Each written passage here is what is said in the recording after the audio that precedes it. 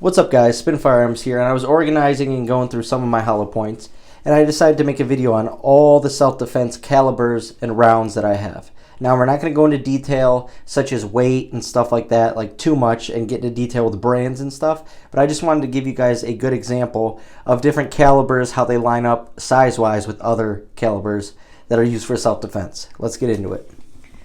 So I have 8 lined up right here, which is actually pretty cool. It's actually a pretty cool thing to do something like this and just see all the different rounds that they came up with.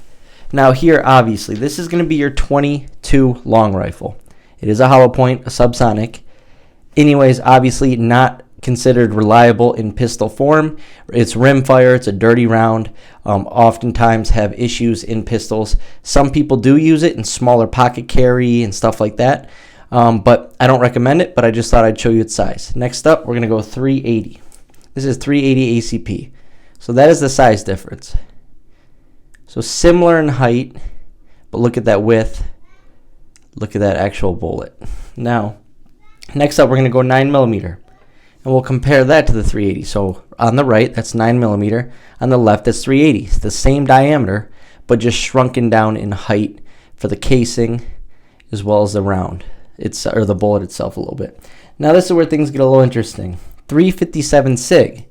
This is a really cool round. As you can see, it is going to be a little taller than the 9mm. It's going to be the same size projectile, but it is going to be taller with that overall, casing. Now, as you can see right there, what it is a 9mm size in diameter bullet, but when it comes to the casing, it's 40 cal. Which I'll show you next. And it is a little bit longer than a 9mm. And it has that bottleneck, which really helps with reliability. It is an awesome round. I love 357 SIG. Now this is a 40 right here. See, this is going to be almost a little, I guess, you know what, when you're lining up, I guess it depends on the hollow point, but they're pretty similar. I'd say the 40 is a little shorter. Anyway, same diameter from this part on, but up, now you have a larger bullet. Whereas before, that's a 9mm size projectile. Now, this is pretty cool. 45 GAP compared to 40. So a 45 GAP right here, which is Glock Auto Pistol. It was a round designed by Glock, and they went to CCI and Speer and asked them to develop it. Now, as you can see here, it's going to be wider, but it is going to be shorter. But look at that projectile size. It's going to be the same size projectile as a 45, basically, same ballistics, but in a shorter round. It's going to be the same weight, roughly, as a 45. This is it right here. 45 GAP compared to a 40. As you can see, same size projectile, but the GAP is going to have that shorter casing, which really helps with having a thinner grip, like lengthwise, like the width, not like the back of the firearm when you're looking at it this way, but I'm talking about it this way, like the handle from where these fingers are going to be to where your thumb is.